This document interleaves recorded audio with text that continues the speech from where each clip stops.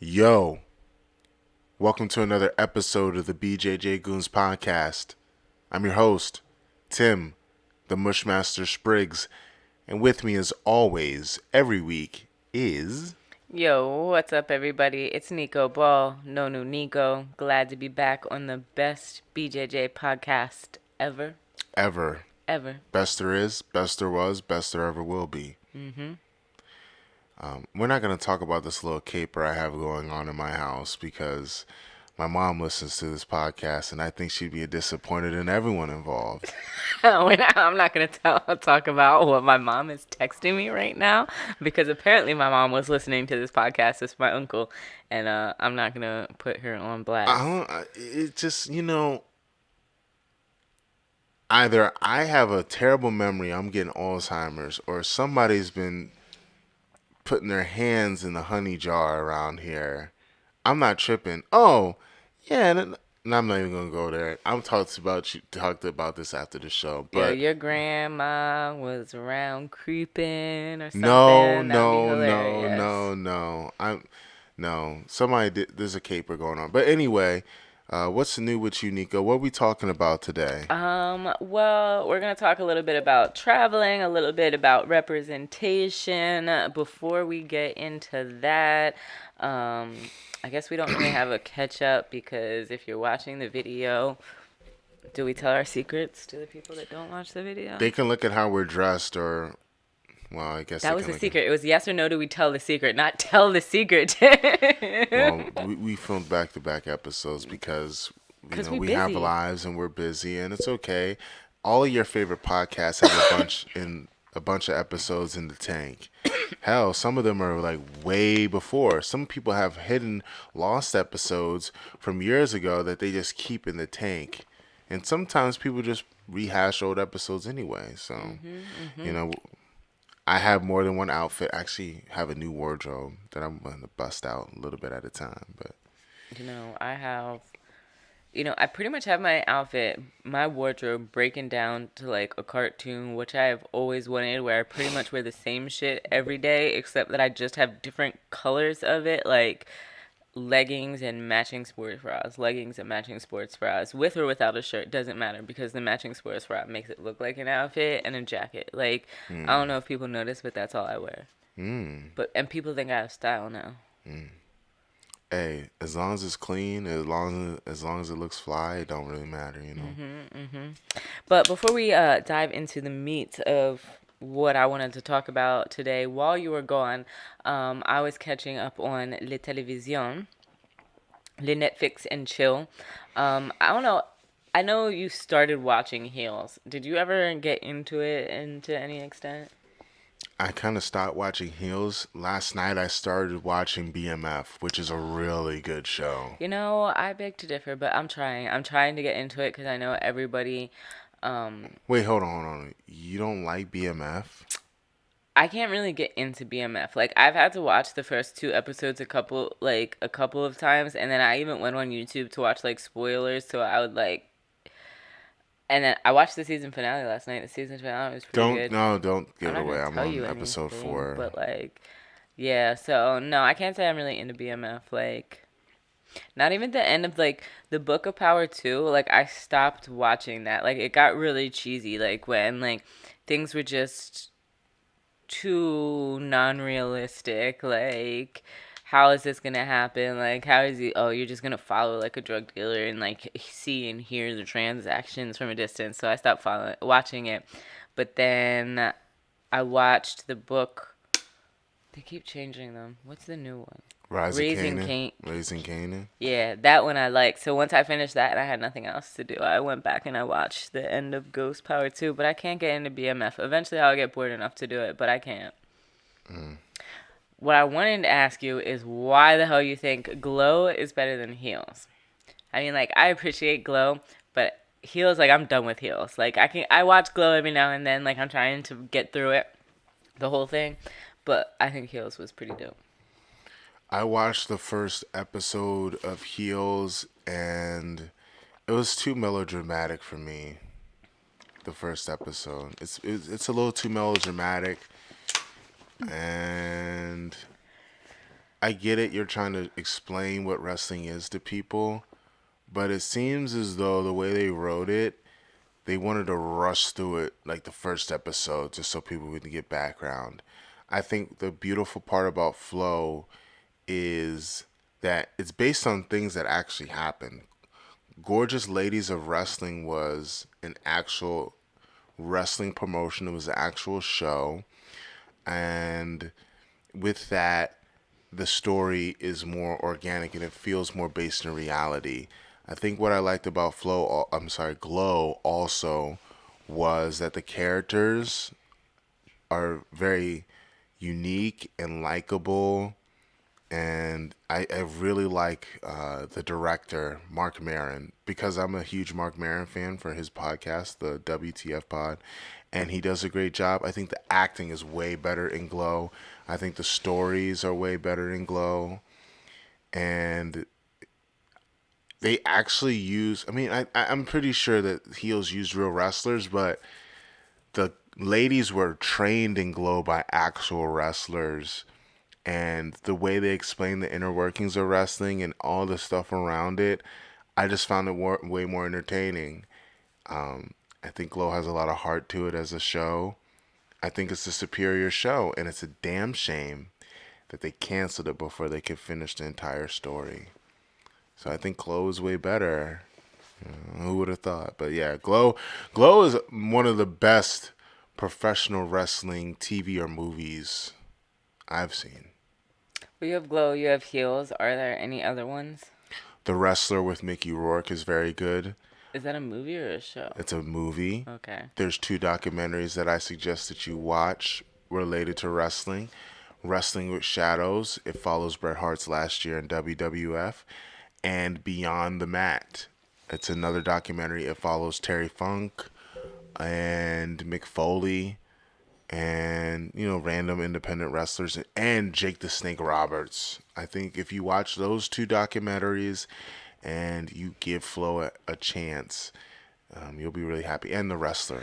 I mean, I'm giving Glow a chance. It's just like, it's not. I mean, I didn't binge on Heels either. It took me a little bit to get through Heels, and I had to come back to it. And, like, because a lot of times I'll throw stuff on that I'm not really paying attention to. But, like, yeah. They need to finish Glow, man. Glow ends on a cliffhanger and so many. And another thing, too, it's not always about wrestling, about Glow. It's about their lives and how it relates to it.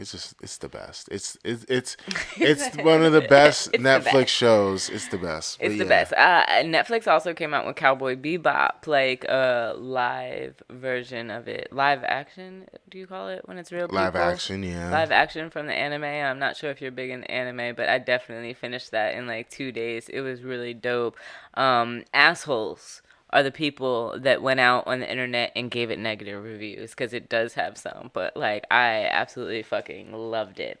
You can't listen to these people talk about reviews, because a lot of times people have BS opinions, and unlike the early days in the internet where it wasn't ubiquitous with everyday life and people understood that you shouldn't believe 90% or more of what you see online, because anybody can have an opinion, anybody can say anything, and there's no vetting, and you can hide behind an online avatar.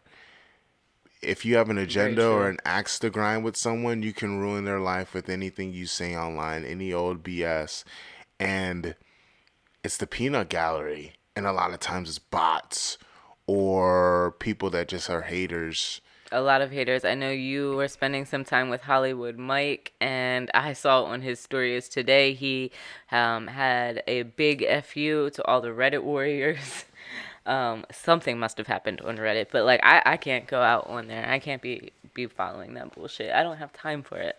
I have a confession to make.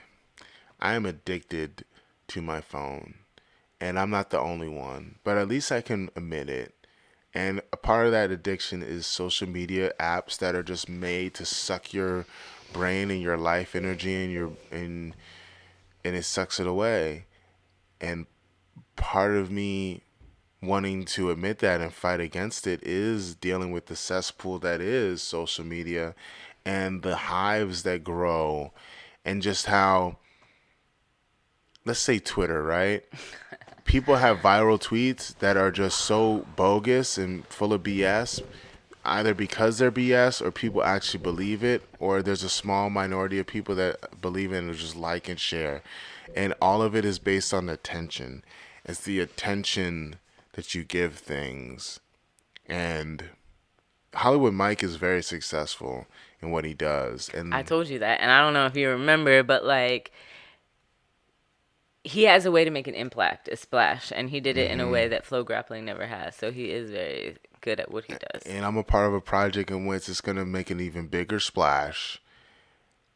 And hopefully, Lord willing, Is this like his Nogi thing? it's a top secret. Yeah, A you just know, like, even whether you know it or not, I be throwing your name project. around in rooms because I know he's been up to something on his little fucking Discord. And It's I've a been little told him project. Yeah, go ahead. I'm sorry. Go ahead. You've been telling him what? something. I was gonna say that something you said that I learned from Heels, so I was just gonna double back and say that was better. But now the importance. It doesn't matter if they love you or they hate you. They gotta watch. Your job is to get them to feel something, like all of them to come together. That was the thing. Like when his brother was mad, like he didn't want to turn heel, and he's like, "What are you talking about? They're all bullying you. Every single person in there, every single person," and just like inciting a reaction from every single person. And that's just really dope to be able to do that. So yeah, off air, you're gonna tell me what this secret is. Secret project. Uh-huh. Yeah, that's what you gotta do. But part of my mission is to get off of my phone because it's a cesspool. All these people just say foul stuff on the Reddit. I don't go on Reddit because they're a black belt in the Reddit forum, but they're a white belt in real life or worse. They don't even train. They're just, maybe they do train or they did a couple classes, but they spend all their time going online, talking about people that actually do it every day. And it's toxic. And the discourse online is such that it's powerful. It's powerful. It can run public opinion so much. And I don't want to be a part of it. It's sapped the fun of being a prominent member of the community, whether you're a competitor or whatever you do. It's sapped it to the point where I need like a break. I need a cleanse. And it was a factor in why I kind of stepped away from the game for a while because if I'm just doing this for me, but by being me and being successful, I have to deal with that BS, I'd rather just like not do it because it's not, at the time it wasn't feeding me, it wasn't giving me anything positive. And at the end of the day, you do jujitsu for a positive effect in your life, hopefully. If you're not, there's an issue. But it's supposed to be an addition to your life. It's supposed to be your happy place. If you feel as though jujitsu isn't bringing you joy for whatever reason, and it could be from what you're doing or something that you didn't do, you got to step away. And I think the social media aspect of it definitely brings negativity. And even young people, the young people that train at the gym, they want to be celebrities or it's like it clouds people's minds. And if you don't have old heads on your corner telling you, yo, let's look at the reality of the situation. Let's not talk about the clout. Let's not talk about who's getting attention. Let's talk about the facts. And when you discuss the facts, it becomes more clear. But you need people that are experienced, and you need people that have the knowledge and the background to give you that kind of context. And it takes a lot of maturity and temerity to rise above it. I'm off my soapbox. Go ahead, Nico. Talk your shit. Oh man, I forgot what we were even talking about. Like this is all about social media, Reddit. We got the illness about Reddit. Uh-huh. Yeah, but Reddit warriors. I mean. Yeah, I'm pissed off Hollywood Mike, but he's got something for the haters cooking up next year. You'll see. Okay, well, You're and gonna you find support out. this? You backing this? I mean, you're about to find out real soon. All right. Sooner rather than later. Okay. So one thing I want to talk about is representation, and not necessarily in the respects that like everybody has been hating on flow grappling or Hollywood Mike, but just Mm-hmm. representation in general and why it's important. Because I think with black, not even with Black Lives Matter, like with people not liking American Jiu-Jitsu or anything that they see, like why do you think representation is important? Other than the things that I've looked up and written down on here, what would you say Why do in I more think detail? representation matters in jujitsu? In sports, I In guess, sports? or in sports or in media, in anything. Because not just in jiu-jitsu, because when we talk about, like we just talked about on the last episode 2, how like opinion on jiu-jitsu is formed by what is put in the media about jiu-jitsu. As far as the media, when they represent certain people, the individuals that are being representative get a rub, and it can help them on a personal level, whether it be professionally or financially.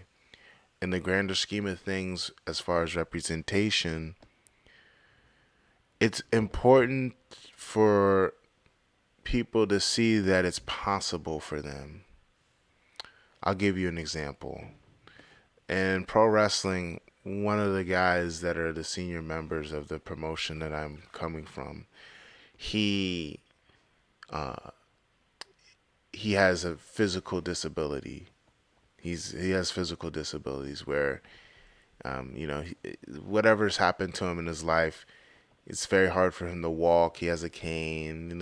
He's gone through some shit, and we had a long discussion about, yeah, now that there's not enough representation for people that they lost a limb, or they've had something happen to them where they have a physical, I don't want to use the word deformity, but you know what I'm saying, like Yeah. they're disabled in some way. Actually, one of the quotes that I'm going to share later about like this comes from a person that is deaf and talks about representation of that the deaf community.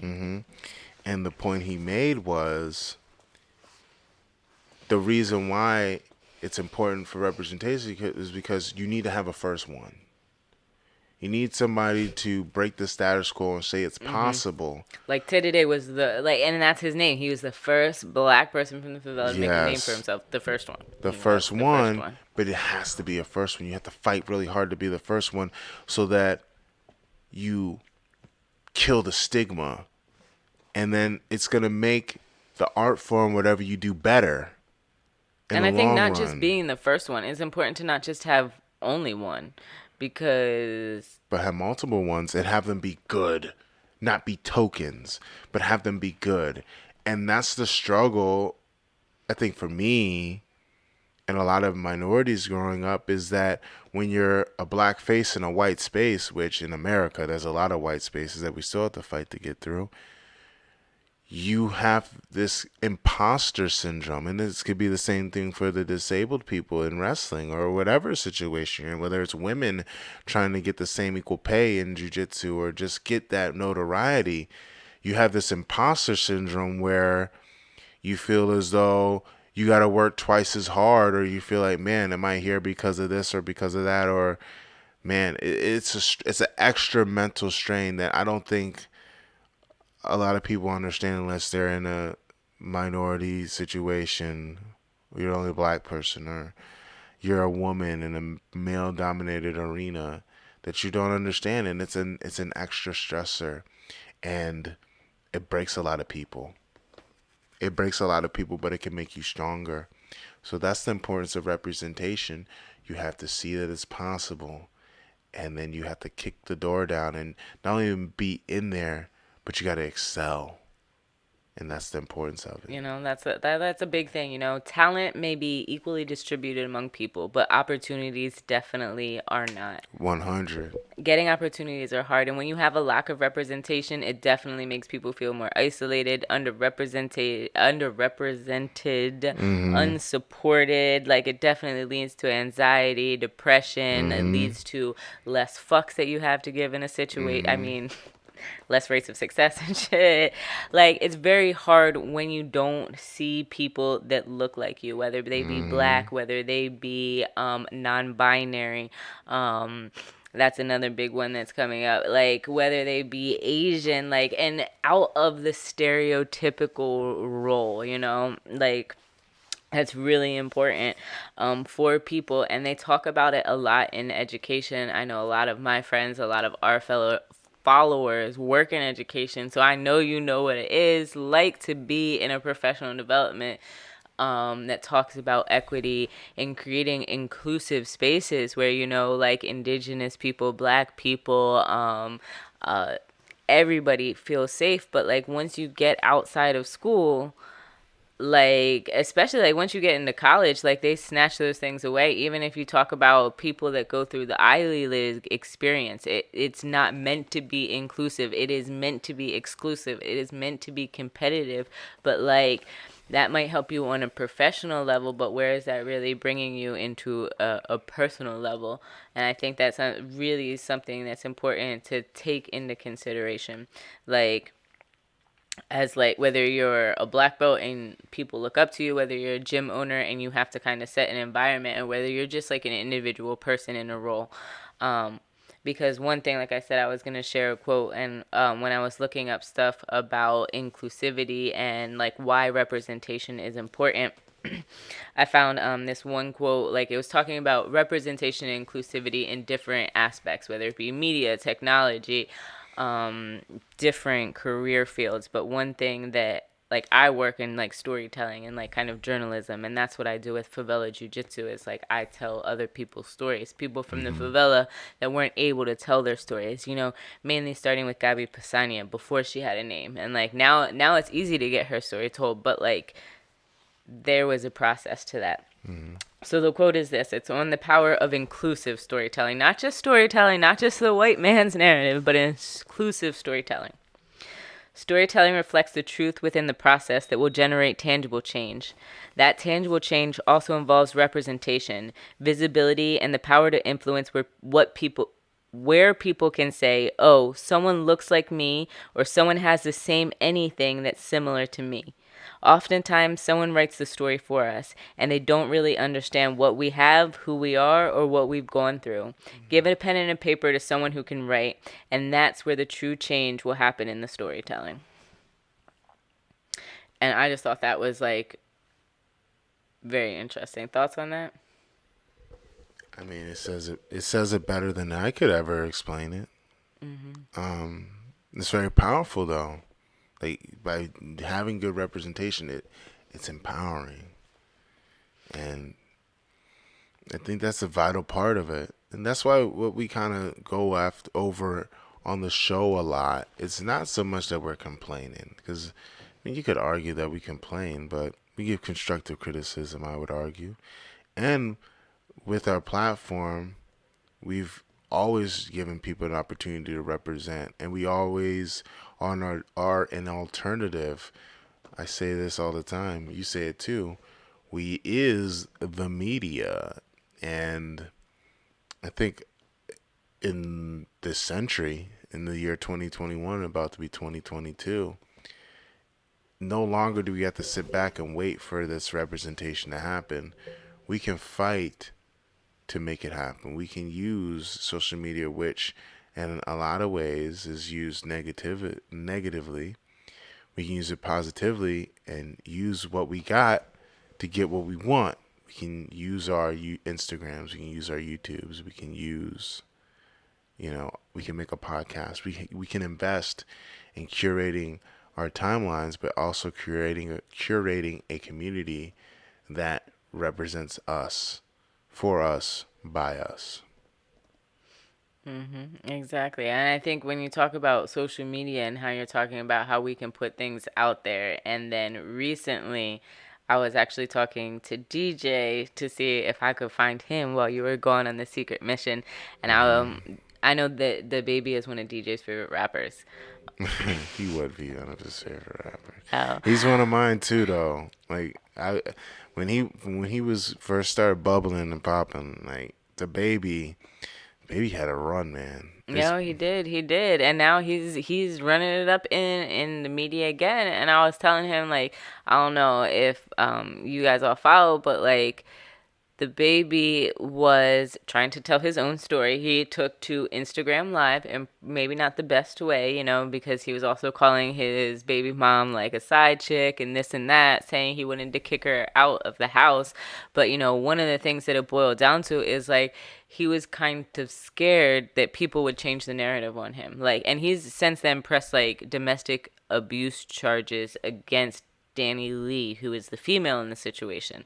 Um, and it's just interesting to see that because it's a flip flop of what you would normally see. And I thought it was very funny because when I told DJ, like, it was kind of like a sigh of relief. He was just like, fuck it. Finally, it was y'all. Like, it's not another man being accused of something. Like, y'all bitches are wrong too. And it is very true. Like there is like that fear of some men. It's like, yo, I didn't do anything, but like I could be put in jail if she says she did. So it's just interesting to see because like it's very easy to read a quote like this and be like, oh yes, storytelling is very, very beautiful, or it could be this or it could be that. But it also can be like really messy. It could be like, the baby that is like out calling his baby mother all kind of names, but like really he might be scared of like having some kind of charges pressed on him for something that he didn't do, or who knows. It can be very spooky. You got to have that on paper. You have to record everything. You have to have an agreement for everything now. You got to record everything because everything goes to the internet and there's no vetting. If he didn't record that, I don't know the full details of the story. But from my understanding, if he didn't have that video recorded, his ass would have been in the fire. He already got in trouble with the gay community for the things he said at that concert. So that's like a strike 2. He was on strike. He was about to get strike 2. This is about to get him up out of there. But, Yeah. I feel so bad for him. Like, with consent. Yeah, that was the thing. He didn't have consent. He put his baby out on the internet, and that was another big thing. Like, nobody gonna know what that baby looks like in like a year, yo. It doesn't matter. Like, she was breastfeeding him, and like I didn't know that. She had never shown the baby to the world, and the baby put him in his live stream. You know how many millions of people probably saw them? Like, and postpartum is like a real thing, so that was also like another big thing about it. Like,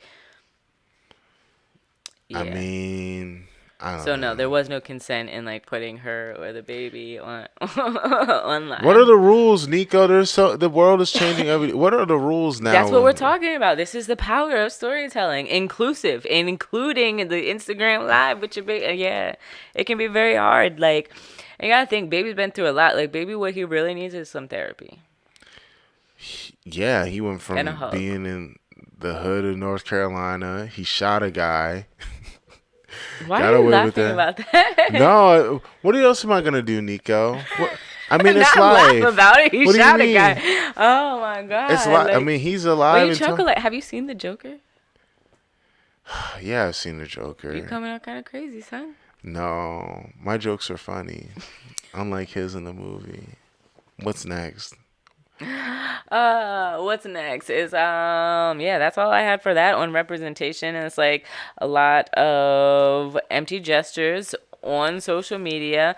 I found yet another, not just an empty gesture, but like another article that was just disappointing that I was also trying to get DJ's opinion on it, because I know DJ says that Renzo Gracie is like one of his number one favorite people in jiu-jitsu. DJ has a bunch of number one favorite people that are problematic. DJ just likes everybody. DJ is like a puppy dog. I was hoping like that was like a last year favorite or 2 years ago favorite, and now his opinion might have changed. But yeah, basically I found another B shit. I cannot speak. I didn't have no wine today. I don't know why I'm like this. Another bullshit article on Renzo Gracie that basically gives the background of him. It does nothing but regurgitate his fucking pedigree, diminishing his lack of popularity or his support for any fascist movements, or so it's just like, why would you publish an article like this at a time like this? And really, when I went into it, it was just basically, it seemed like kind of really lazy journalism. It was like, it was first of all written by, I'm not even sure if it was supposed to be an article, if it was part of Evolve MMA, which is a Renzo Gracie affiliate in Singapore, on their website, and then they submitted it to BJJ Eastern Europe to publish, and they'll just kind of publish anything, because I was going through and looking through their page kind of see if there was substance to the articles, and it's just like a lot of bullshit. And it's like, do you find a lot of bullshit articles like this on jiu-jitsu? Most of the articles on jiu-jitsu are bullshit. Most of the articles read like a press release, and that's exactly what that article was. When you sent it to me and you said, "Have you read this bullshit?" I thought, okay, it's gonna be something inflammatory. It's gonna be something intriguing, but No, it it was just was, it nothing. was, yeah, it was nothing, and it's just how that's how journalism is in the sport right now, or lack thereof. Everything is a SEO, uh, press release. Everything. There's nothing really intriguing. You're not gonna really find anything that's thought provoking. And the only time that major media outlets even give a shit about jujitsu is if it's a scandal and it's something, if it bleeds, it leads. I haven't seen this movie in a long time, but I remember it vividly. Have you ever seen the film L.A. Confidential? No. A lot of it's like a film noir, but it was made in the '90s. It had Russell Crowe in it. But a lot of it has to deal with how the media is just uses things to sensationalize stuff, and it could be like really fucked up stuff going on, but they'll sensationalize it for different reasons and make the people in power or the people that are bad come out smelling like roses in one way or another, and the people that are trying to fight for justice or the people fighting for reality just end up losing at the end. And that's how I found to feel like the media treats stuff. Like, yeah, of course, ONE FC or Evolve MMA is going to make a fluff piece about Henzo. Because at the end of the day, in jiu-jitsu or mixed martial arts, people don't care about anything thought-provoking because our hobby is an escape. Our hobby doesn't have any real principles. Our hobby isn't militant. I It's mean, but not like, revolutionary. are principles inherent in a hobby? They should be inherent in people, should they not? It's a Like, culture, though. uh, Every sport has a culture. Let's take skateboarding. Skateboarding has a culture. that is very true. Hip hop has a culture. Whether no matter what people try to commercialize in the purest form, hip hop has a culture. A lot of different subculture. I mean, a lot of different art forms have a culture, but ours, we talked about it before. What is the history of the sport? The history, as we know it, for the most part, is the Gracie family. The Gracie family are deified in this sport, for better or for worse. We read the articles by Elio. We know the history of what Roger did, gay bashing incidents in Brazil. We know about how Henzo's cool with fascists, and we know how even in MMA, people have bad politics or people just have work or just hang out with bad faith actors. Shit. I mean, there's some people in the Flow universe that are cool with Alex Jones. And Alex Jones is a garbage human being. Shit. One of the biggest Cool with proponent. him, like they know him personally. Oh, they know Alex Jones. Yeah. They know Alex Jones. Like people. That doesn't surprise me. But you know what I mean? I mean, I'm not trying to shit on the people. Like you can like who you like, but even like Joe Rogan, he's one of the biggest proponents of mixed martial arts and jiu-jitsu, and he's an anti-vaxxer. And our subculture doesn't have a culture or a real. They don't have the ethics that I would be proud of. So the whole Henzo article doesn't surprise me because everything's just a press release. Everything is just for you to get on, and it's escapism for people.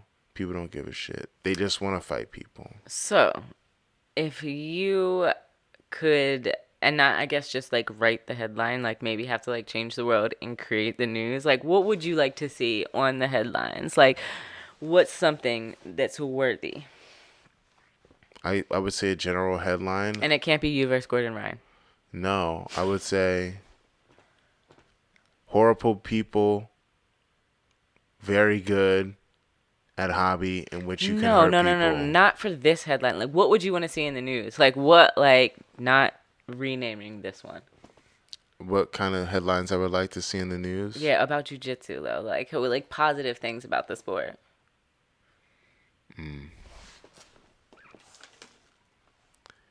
Kid from dire circumstance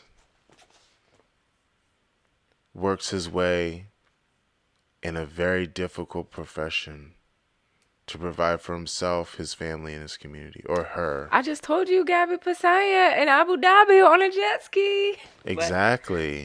But that's Things the like type that. of stuff I would love to hear, because that is the power of human perseverance. That is taking the circumstances that you have. Even the idea of people in favelas taking what was a rich fascist person's sport that in a lot of ways wasn't designed for them to fight back. And now some of the greatest people in that art form, the best, come from circumstances in which they're not ideal. And they change the sport. And even the people that would thumb their nose at them, look down at them, hate them for their own existence, still worship them in one way or another. You could be the biggest racist in the world, but chances are you learn something that goes back to some black people in the streets of Brazil. And that is the beauty of jiu-jitsu. That's the beauty of art forms like hip-hop, where you could be someone that's a huge racist. You could be just an evil motherfucker, but it comes from people that you hate, and they found a way to get out of their circumstance and pay it forward. So now, if it wasn't for jiu-jitsu, Gabby might be barely getting a cesta básica. Hey, But learning now that Portuguese, but she's on a jet ski with thousands of dollars in her bank account. She has a bank account with a belt, Facts. chilling in the Middle East in a country that's so rich that they can turn a desert into a lake or a river or an ocean. That's the great part about representation. That's the great part about the sport that we all follow and we all love. So they rise above the bullshit. But those stories got to be told way more than some Reddit bullshit. One story like that did make headlines around the world because it came out in Portuguese was Betty Broadhurst, I think is her name. Bratwurst? Broadhurst. Okay. I do not know her last name. Betty, she is like 65 years old. Oh, Received her black belt on the podium for Diego Bispo, who is a friend of mine, lives in Virginia Beach. But that's just wild. Old white woman out there on the mats every day, going out and competing, got her belt, and it was like a dope moment to see because I know Diego, I think that's where I saw it first on his social media. But yo, just to see it making headline after headline on all of these small like news sites, even in Portuguese, like that was dope. It was like, yes, because you don't have to be the best, and you don't have to be the biggest, you don't have to be the baddest, you don't have to do all the steroids. Like everybody has their little space, and just that story of how, I think she started when she was like 60 or something. And that was just really dope to see. So I definitely like being able to see like more stories like that, more of like the community aspect of jiu-jitsu. That's really dope. That story showed me a couple things. One being that it doesn't matter when you start, it's how you finish. And man, all you able-bodied young men that say you don't like to compete, stop being a fucking pussy. If this lady can do it, you can do it, man. Like, stop being afraid of getting your ass beat. Go out there and improve your jiu-jitsu. That's why I like jiu-jitsu better than karate, because There was ample opportunity to compete. You could challenge yourself, and you get better way faster when you compete. Speaking of competition, there is going to be another Randori Invitational. This is a super fight event open to all belt levels. You can go to rjjc1.com and register to fight. It is going to be January 22nd at the Annapolis Hotel in Maryland. They got them cash money prizes, baby. Cash money for all the belt levels. It's a great experience if you've never competed before. I know I made a whole bunch of my homies sign up. I was tired of seeing David Diaz from GF Team roll up in there with his whole squad and doing all of that. So I had to get my own people in it. They're selling tickets. Y'all need to stop being really fucking cheap about wanting to buy tickets. Like, it might be $40, $50. But y'all act like you ain't be buying bottles, and y'all act like you want to say you tired of like the lack of representation in the sport. Yo, help your homies get paid. Buy a ticket. If you don't want to buy a ticket, register to compete. But yeah. Yeah, man. Stop being cheap. Screw that cheap shit, man. $40, $50 to support local jiu-jitsu. I mean, Y'all that does seem like a lot to me. But I pay my shit, you know. But it's I an pay it. experience. Like, there's It is. open bar. Well, not open bar. You got to pay. But there's liquor there. There's lights. There's commentary by us. It's a great experience, and it's fun. It's a nice little kickback experience. And there's going to be so many good-ass fights. Man, we got to build a local jiu-jitsu community on the East Coast. And you could drive there. DC is, it's in Annapolis, but you go DC, Virginia, Jersey, Philly, New York, all over the place. It's a centralized location, so make sure you support. Just go to rjjc1.com. Yeah, and while you're there, man, just make sure that you pay up and just go and just show up. Like, the more people, the better it is. And all the fights last time were crazy. And the fights are going to be even crazier this time. Yeah, we should have I guess if I have a stand selling Favela Jiu-Jitsu and we sell Bjj Goons stuff, probably going to try to get the homie, Lenny there with coffee. So we'll probably, I know I had to roll out, right afterwards last time, but this time I'll be sticking around.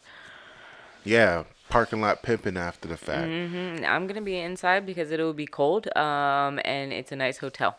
But yeah, we're gonna be out there like we You can stay outside, there. but inside. Like, it's just like I do in Southeast, you know, because I be out in Southeast, but I don't be like outside in Southeast. Like, I go to the block and then I go the fuck inside of a building where I'm supposed to be. Yeah, you can't be out in Southeast. No, I can't be in the corners. I'm too light-skinned.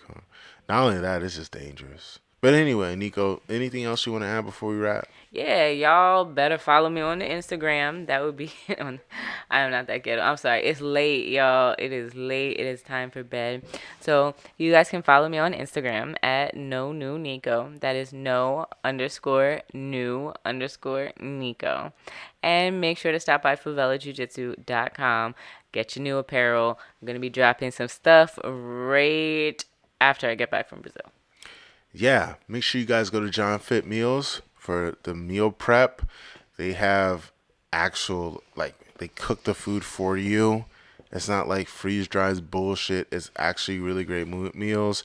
Go to John Fit Meals, use the promo code Bjj Goons for a special discount, and go to Blue Edge Business. They did my website, timspriggsbjj.com. Check it out. You get your private lessons virtually in person.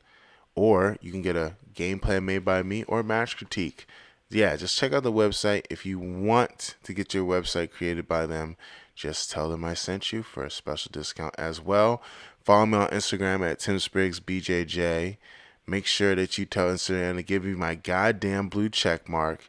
And if you haven't already done so, follow us on Patreon at patreon.com/bjjgoons for techniques, bonus episodes, town halls, all types of crazy shit. This has been the Bjj Goons podcast. On behalf of Nico and myself, thanks for watching. See you next time. Peace.